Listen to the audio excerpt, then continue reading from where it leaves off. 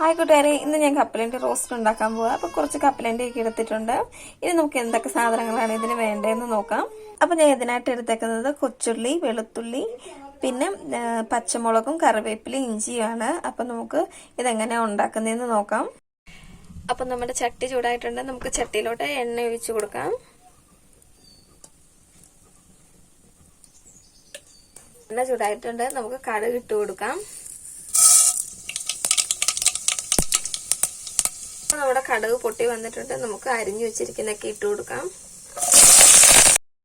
പെട്ടെന്നൊന്ന് വഴണ്ടി കിട്ടാൻ വേണ്ടി നമുക്ക് ഇച്ചിരി ഉപ്പും കൂടി ഇട്ട് കൊടുക്കാം. ഇത് നന്നായിട്ട് വഴറ്റി മൂപ്പിച്ചെടുക്കാം. ഒത്തിരി മൂത്ത് കൊണ്ട് ഒന്ന് വഴണ്ട് ഒരു ബ്രൗൺ നിറമൊക്കെ ആയാൽ മതി.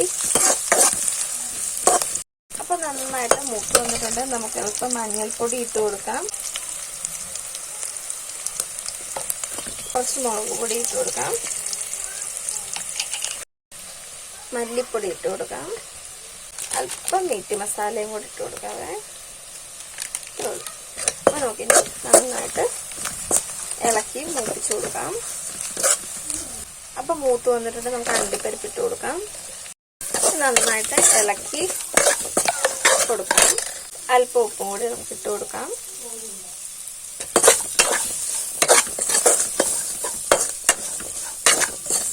കുറച്ച് വെള്ളം ഒഴിച്ച് നമുക്കൊന്ന് അടച്ചു വെച്ച് വേവിക്കാം.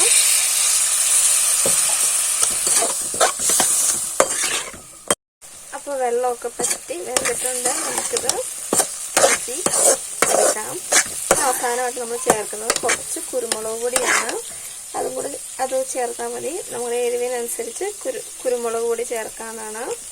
അപ്പോൾ ഇതുപോലെ നല്ല എരിവിൽ കപ്പലണ്ടി കറിയൊക്കെ റോസ്റ്റ് ചെയ്തെടുക്കുകയാണെങ്കിൽ അടിപൊളിയാണ്. അപ്പോൾ വീഡിയോ ഇഷ്ടമാവുകയാണെങ്കിൽ ചാനൽ സബ്സ്ക്രൈബ് ചെയ്ത് സപ്പോർട്ട് ചെയ്യണേ.